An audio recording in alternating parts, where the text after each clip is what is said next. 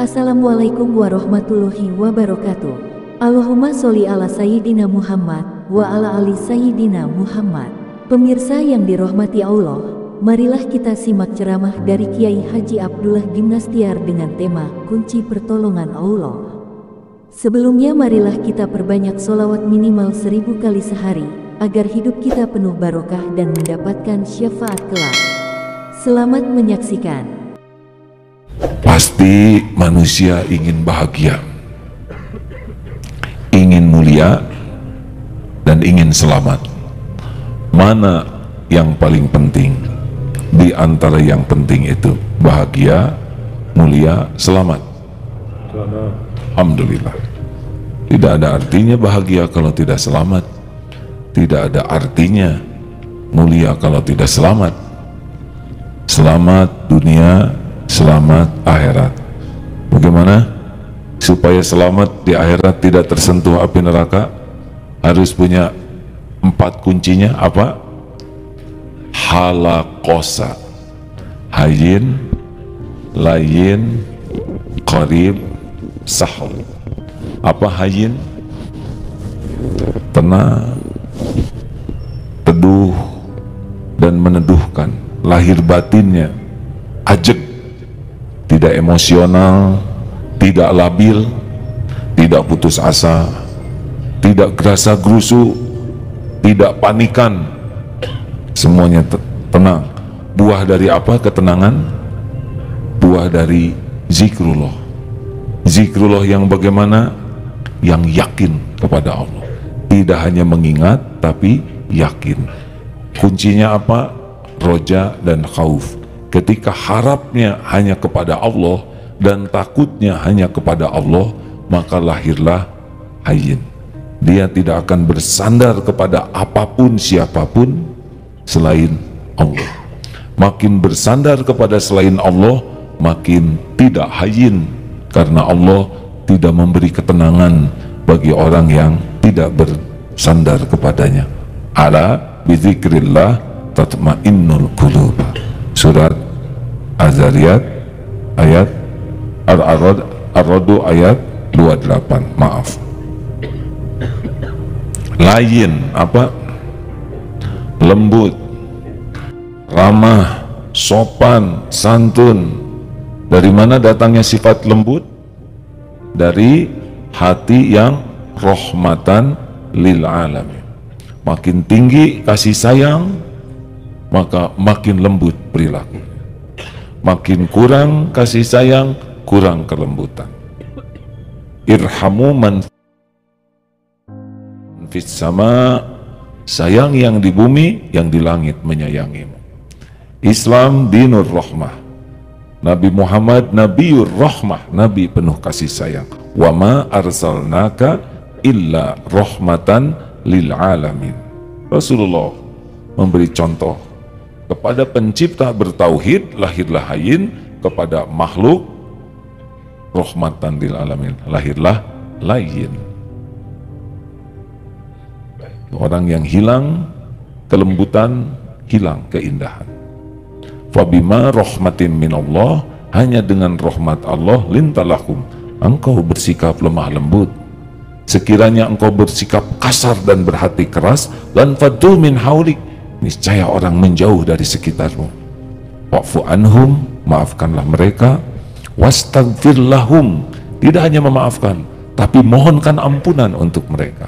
Wasyawirhum fil amr, dan bermusyawarah dengan mereka dalam urusan itu.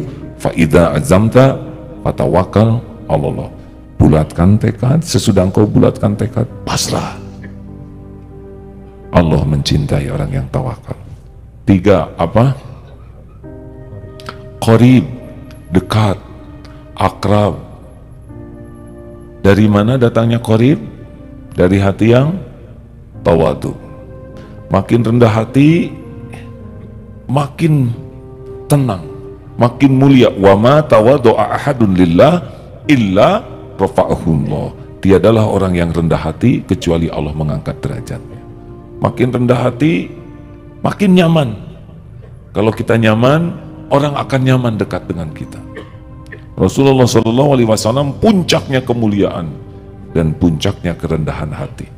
Sehingga setiap orang senang sekali jumpa dengan Nabi. Beda dengan orang sombong. Orang sombong merasa dirinya lebih dan orang lain lebih rendah dari dirinya. Saya paling tua, saya paling tinggi jabatannya, saya ini paling berjasa, saya paling tahu, saya paling berpengalaman. Ketika dia merasa lebih dan memerlukan pengakuan orang, hatinya tidak nyaman dan orang lain pun tidak nyaman bersamanya. Semua jendela sudah dibuka ya? Alhamdulillah. Tinggal yang di atas sepertinya ya. Ada akhwat yang bisa membantu jalan-jalan di pinggir itu? Saya kira tidak sahul ya. Ya sudah, terima saja panas sedikit ya. Hitung-hitung latihan di Arafah. Memang hari ini agak panas sedikit, Masya Allah. Kalau mau kipas-kipas boleh, boleh. Hanya harus kita pertimbangkan yang di belakang kita, karena mereka mendapatkan sisa ya. Nah, kalau begini kan ya, ini sini sejuk dan yang di belakang ya begitulah ya, ada efek ganda. 4. Sahal. Apa sahal? Mudah. Yassiru wala tu'assiru, basyiru wala tunafir. Mudahkan, jangan dibuat ribet, sulit, rumit. Gembirakan, jangan dibuat mencekam. Itu anjuran Rasulullah dalam dakwah. Hadirin, dari mana datangnya sahal? Dari orang yang bisa mengendalikan nafsu. Sebab orang jadi ribet itu karena nafsu. Dipersulit, dicari-cari kesalahan, didramatisir, dipertegang, jadi berbelit-belit. Ini tidak baik. Tentu saja bukan menggampangkan urusan, tapi jangan meribetkan urusan. Ada orang anak dari atas, paling juga jatuh ke bawah. Benar ke bawah, tapi 5 meter hadirin. Kalau ada orang minta maaf, maafkan, jangan memaafkannya sesudah orang minta maaf atau sebelum orang meminta maaf. Bagus. Dan kalau orang minta maaf, kita tidak usah panjang lebar. Pak, saya salah. Tadi perkataan saya sangat tidak enak, saya minta maaf ya. Insya Allah, sama-sama. Selesai. Jangan ditambah-tambah. Ya, saya maafkan. Tapi asal tahu saja, antara memaafkan dan melupakan itu beda kapling. Saya bisa sekarang katakan maaf, tapi untuk melupakan tidak mudah. Karena luka yang tertoreh dari kata-katamu begitu mengoyak perasaan saya, mencabik-cabik. Itu dramatis. Jangan ribetlah. Kita juga mau dimaafkan orang, benar? Lakukan kepada orang lain apa yang ingin kita dapatkan dari orang lain. Kalau kita melakukan kesalahan, maunya orang lain memaafkan atau memarahi kita? Jawab. Lakukan. Maunya diungkit-ungkit atau tidak kesalahan kita? Jangan ngungkit-ngungkit. Maunya kita disindir-sindir atau tidak? Jangan nyindir. Maunya dipersulit atau dipermudah? Permudah. Dahlah, apa yang ingin kita dapatkan dari orang lain, lakukan untuk orang lain. Kalau ikhlas, semua kembali ke kita. Baik rekan-rekan sekalian, itu mengulas yang lalu. Selanjutnya, malam ini kita akan membahas satu doa super yang mengancam kita. Siapa? Dosa orang lain atau dosa diri sendiri? Jawab yang tulus jawabnya ya, jangan dosa diri sendiri, itu nambah dosa. Yang mengancam diri kita siapa? Dosa orang lain atau dosa diri sendiri? Kenapa kita sangat fokus dengan dosa orang? Bukan harus acuh, tapi jangan sampai abai kepada dosa diri sendiri. Dosa orang tidak bahaya bagi kita, dosa kita pasti bahaya. Kita akan dihisab dengan dosa kita. Bu, ada ibu-ibu tidak nih? Siapa yang membahayakan ibu? Dosa suami atau dosa diri sendiri? Hah? Suami sendiri?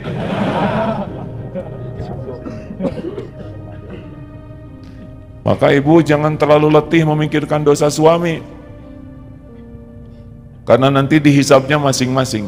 Tentu saja harus bisa membantu suami memperbaiki diri, tapi jangan sampai ibu terlalu fokus kepada kesalahan suami sampai lalai kepada dosa sendiri. Aneh. Pak, suami udah pada nikah belum? Miliki dong keberanian, berani tobat. Kalau dihisab mana yang bahaya, dosa istri atau dosa diri sendiri? Suami, dosa dua-duanya. Kok dua-duanya? Karena kita kepala keluarga, tanggung jawab mendidik, memberi contoh, melatih, membina. Jadi lelaki harus bisa lebih sabar daripada istri, karena istri harusnya belajar sabar dari lelaki. Siap jadi lelaki tidak? Gak punya pilihan, udah jadi saudara ya.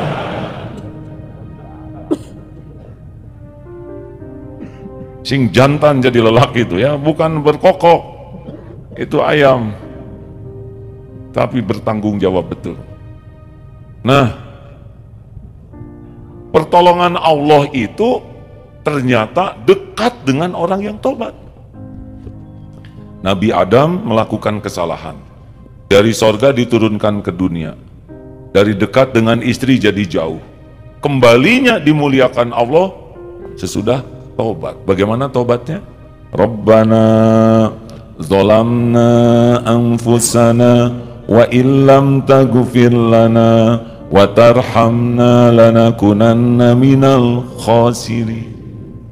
Ya Tuhan kami zolim kepada diri kami sendiri. Lihat ya, pertama ke Allah dulu, yang kedua mengakui, wa illam taghfir lana, sekira engkau tidak mengampuni kami, wa tarhamna, sekiranya engkau tidak mencurahkan rahmatmu untuk kami, lanakunanna minal khasirin, kami jadi orang yang rugi. Nabi Yunus meninggalkan dakwah, ditegur oleh Allah dalam 3 kegelapan.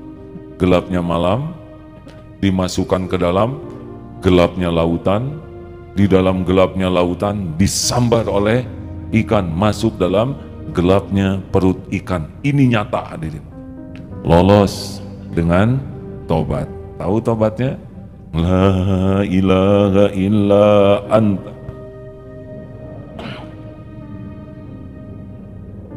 Ayo ulangi. La ilaha illa anta subhanaka inni kuntu minaz zalimin. Sekali lagi. La ilaha illa anta subhanaka inni kuntu minaz zalimin. Kalau benar itu ya, tiada ilah selain engkau ya Allah, tiada Tuhan tempat kami menyembah mengabdi selain engkau.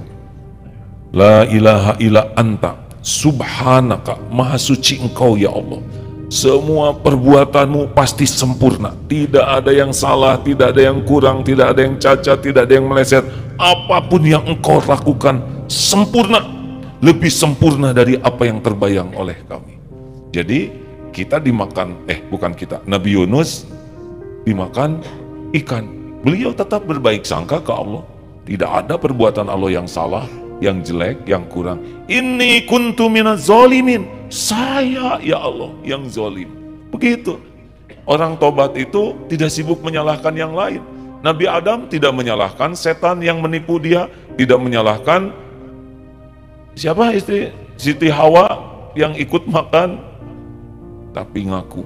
Nabi Yunus tidak nyalahkan umat. Itama umatnya bebal hatinya, tidak nyalahkan orang-orang yang di kapal laut yang nyemplungkan, tidak nyalahkan ikan yang memakan. Inni kuntu minaz zalimin.